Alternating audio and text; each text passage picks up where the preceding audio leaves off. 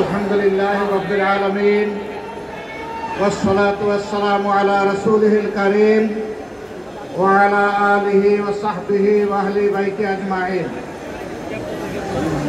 বাংলাদেশ জামাত ইসলামী ঢাকা মহানগরীর দক্ষিণ শাখা কর্তৃক আয়োজিত প্রিয় বাংলাদেশের ৫৪তম স্বাধীনতা দিবসের প্রাক্কালে বিজয় মিছিল পূর্ব এই সমাবেশের সম্মানিত সভাপতি, মহানগরী দক্ষিণের সম্মানিত আমির, কেন্দ্রীয় নির্বাহী পরিষদের অন্যতম সদস্য জননেতা জনাব নুরুল ইসলাম বুলবুল, মঞ্চে বসা বাংলাদেশ জামাতে ইসলামীর অন্যতম নির্বাহী পরিষদ সদস্য বিশিষ্ট আলেম দ্বীন জনাব KHM আব্দুল হালিম, মঞ্চে বসা মহানগরীর সম্মানিত নেতৃবৃন্দ, আমার সামনে উপস্থিত বাংলাদেশের লাল সবুজ পতাকা মাথায় নিয়ে আজকে যারা হাজির হয়েছেন প্রিয় জনগণ, আমি আপনাদের সকলকে বিজয় দিবসের শুভেচ্ছা জানাচ্ছি।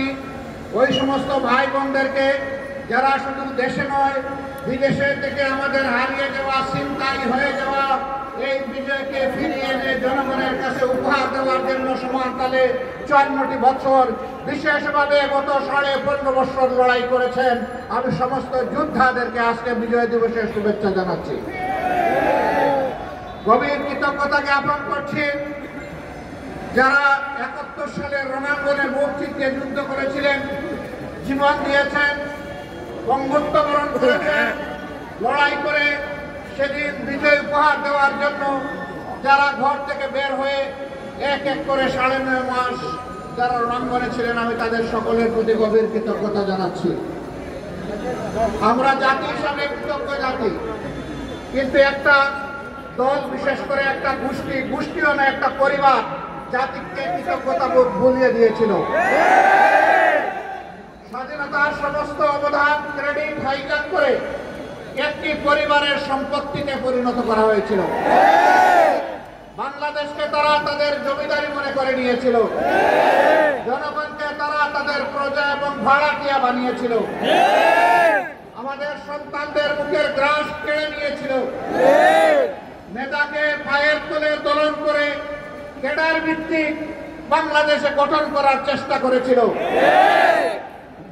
সম্মানিত ভাই ও বন্ধুগণ, এরকম একটি বিজয় দিবস আজকে জনগণের মাথায় মাথায় লাল এবং সবুজের টুপি। এই সবুজ হচ্ছে বাংলাদেশের শ্রমিক জমিন, লাল হচ্ছে আমাদের শহীদদের রক্ত। এটা সূর্যের চেয়েও দামি। এই রক্ত দেওয়া শুরু করেছিল এই জাতি ৪৭ সালে। তখন থেকে রক্ত দিয়ে ২৪-এর ৫ আগস্ট পর্যন্ত এই রক্ত দেওয়া অব্যাহত রয়েছিল।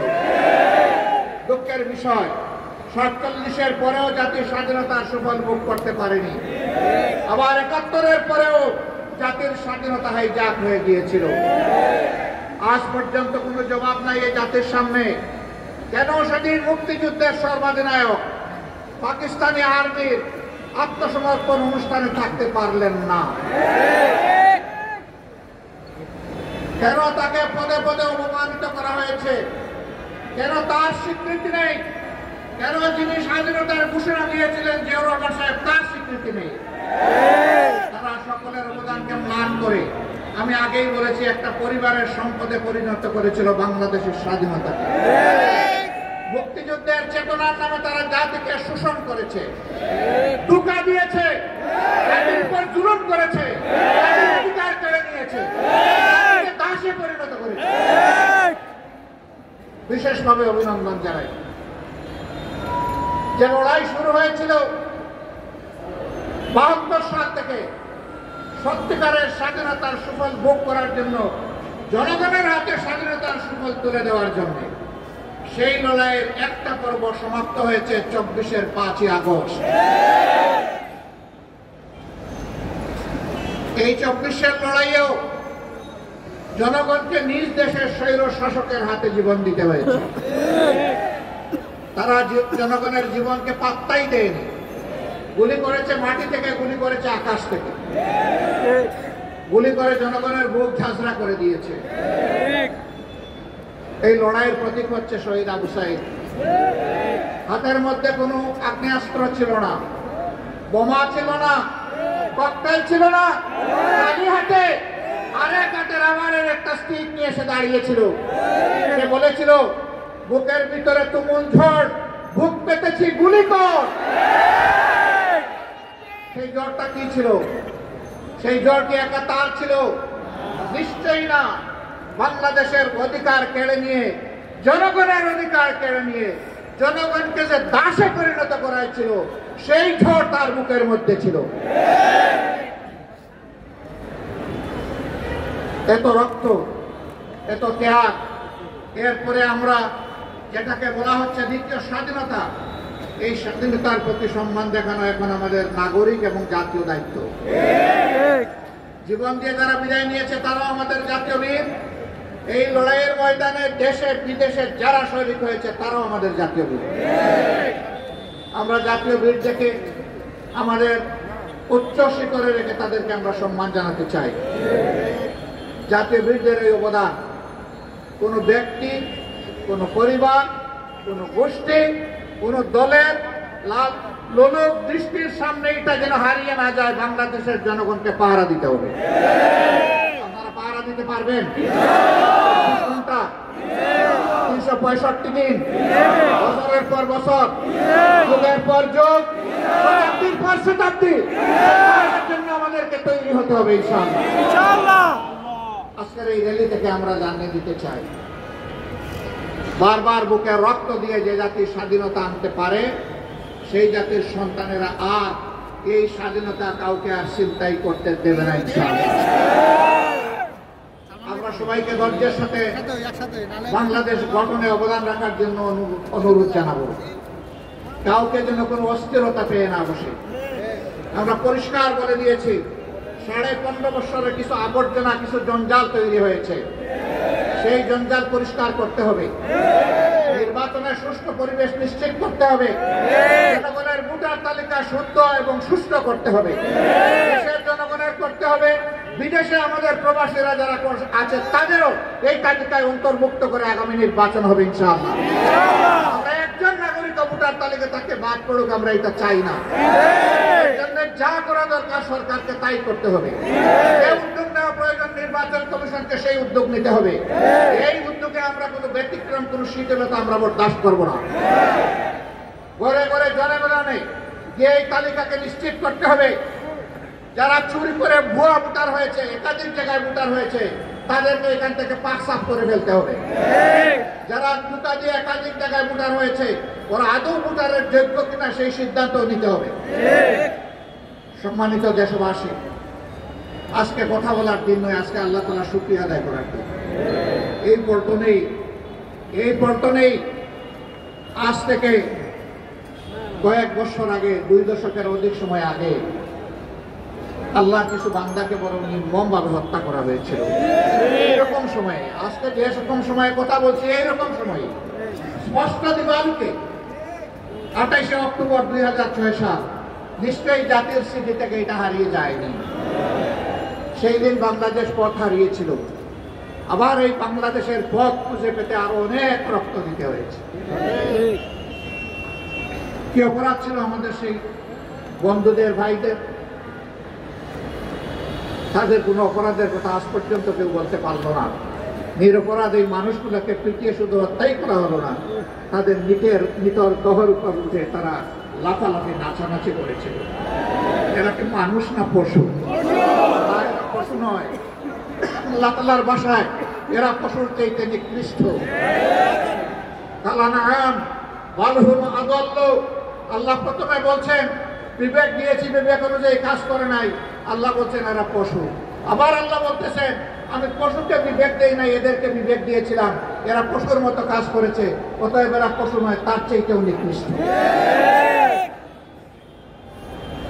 একজন আক্রাসী মাফিয়া মাদারের নির্দেশে সেদিন লগে বইটা নিয়ে তার গুন্ডারা রাস্তায় নেমেছিল, তারাই তার নির্দেশে হত্যা করেছিল।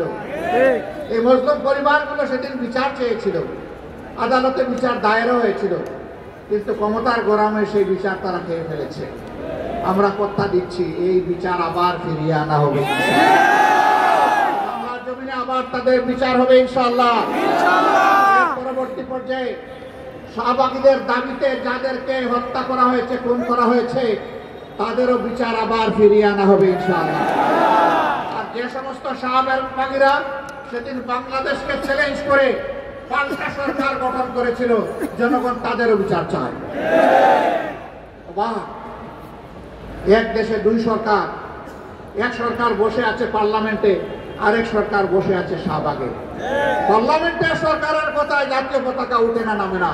শাহবাগের সরকারের, বুয়া সরকারের কথায় পতাকা উঠে আর নামে। সেদিন একবার নয়, দুবার নয়, একদিন নয়, দুদিন নয়, এক সপ্তাহ নয়, 2 সপ্তাহ নয়, মাসের পর মাস রাষ্ট্রীয় পৃষ্ঠপোষকতায় সেই সন্ত্রাস চালিয়ে দেওয়া হয়েছে।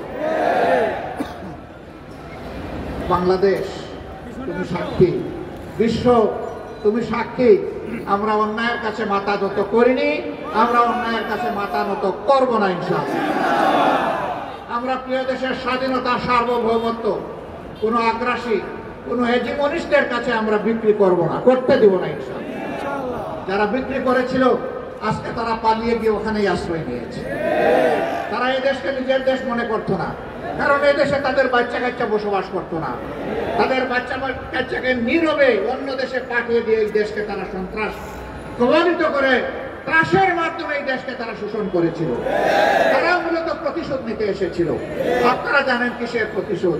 আমি জিজ্ঞেস করি, সেদিন আপনার পিতাকে কারা হত্যা করেছিল? যারা 71-এর রণাঙ্গনে বুক চিতিয়ে যুদ্ধ করেছিল, তাদের হাতে আপনার পিতাকে নিহত হতে কেন? আপনারাই জবাব করলেন। এর জন্য দায়ী কারা?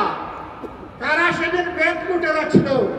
কারা সেদিন নব্য সৃষ্টি হওয়া বাংলাদেশকে তলাবিহীন জুড়িতে পরিণত করেছিল? কাদের নেতা করেছিল? ডাইনে যাদের দিকে তাকাই তারাও ছোট, বামে যাদের দিকে তাকাই ওরাও ছোট, সামনে যাদের দিকে তাকাই ওরাও ছোট, পেছনে যাদের দিকে তাকাই ওরাও ছোট। কাদের নেতা বলেছিলেন, কাদেরকে বলেছিলেন উদ্দেশ্য করে? সেই জবাব আজকে তাদেরকে বুঝতে হবে। কাজেই প্রতিশোধ জনগণের উপর নয়, প্রতিশোধ নেন আপনাদের অপকর্ম সংগঠনকারীদের উপর। আশ্চর্য বিষয়, তারা বাংলাদেশটাকে টুকরা টুকরা করে, বিভক্ত করে, হানাহানি, হিংসার রাজত্ব কায়েম করে পালিয়ে গিয়ে এখনো বাংলাদেশকে তারা স্থির থাকতে দেন না। তার মাঝে মধ্যে ফোনা তুলে ফুসফাস করার চেষ্টা করেন। যেই জাতি আপনাদেরকে উচিত শিক্ষা দিয়ে তাড়াতে পেরেছে, সেই জাতি আপনাদের ফোনাও একদম কুড়া করে দিতে পারে। এটা মনে রাখবেন। এই দেশের যোদ্ধা 2 লাখ 4 লাখ নয়, এই দেশের যোদ্ধা মিনিমাম 10 কোটি। এই 10 কোটি যোদ্ধার 20 কোটি হাত সদা প্রস্তুত যে কোনো ষড়যন্ত্র রুখে দেওয়ার জন্য।